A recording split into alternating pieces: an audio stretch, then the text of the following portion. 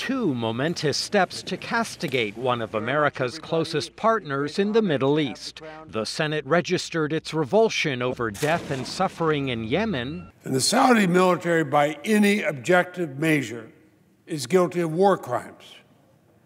And it's long past time for us to say enough.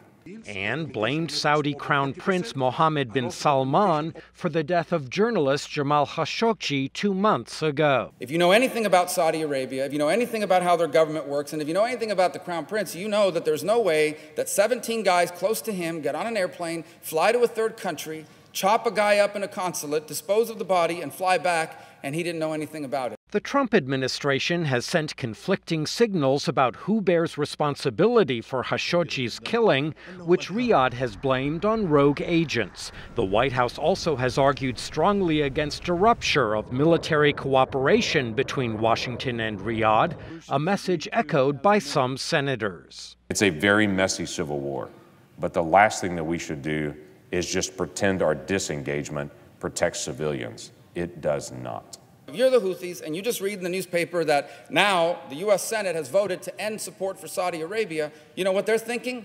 We don't need a peace deal. We might be able to win this thing now.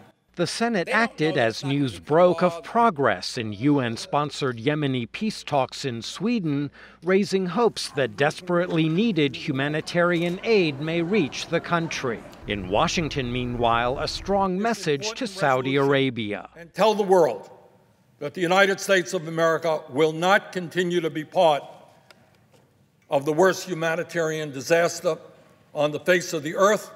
The resolution on Yemen asserts Congress's authority to determine when America engages in warfare. It is likely to be a largely symbolic gesture in the short term, as the House of Representatives has ruled out voting on war powers resolutions pertaining to Yemen for the remainder of the year. Michael Bowman, VOA News, the Capitol.